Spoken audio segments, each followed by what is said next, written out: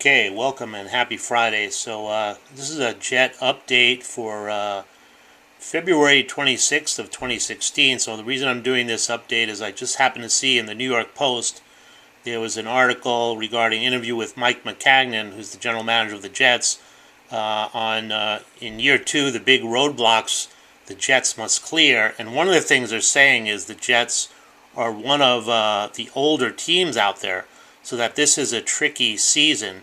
And I'm just going to go down to one section here. So one of the things it says is before free agency starts, the Jets look like they will have 7 starters, 30 or over when the season starts.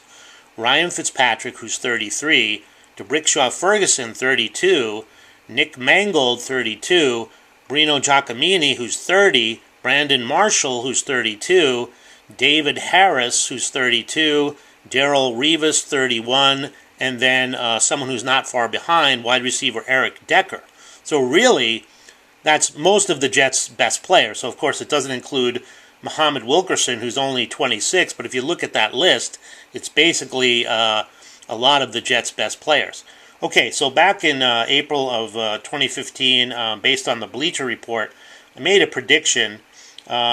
Now, in 2014-2015 season, the Jets had gone 4-12, so I predicted in the 2015-2016 season, the Jets would be 6-10. In other words, they'd get better by 2 games, which seemed like a reasonable thing.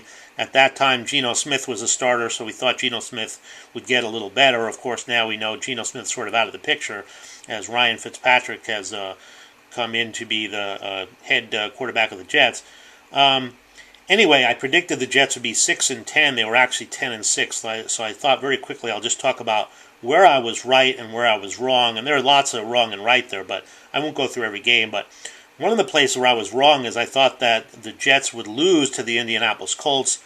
I thought that Andrew Luck and the Colts offense would just be way too strong for the Jets. But actually, the Jets beat the Colts 20-7 on a Monday night, and this was a game in which Andrew Luck had 3 interceptions. 1 to Calvin Pryor, 1 to Darrelle Revis, and 1 to Marcus Gilchrist. So I was definitely wrong there. Another place I was wrong is when I was reading the Bleacher Report, one of the things they said is when you come in last in the division, as the Jets had the prior year, that you get to play the Raiders, and that's like a big benefit. So I was thinking, yeah, well, the Jets should really destroy the Raiders, and it was exactly the opposite. The Raiders beat the Jets 34-20, and believe me, that game was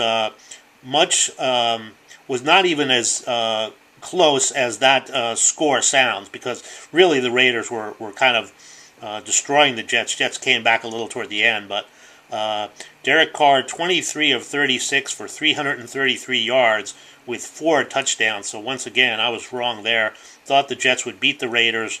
Raiders beat the Jets 34-20.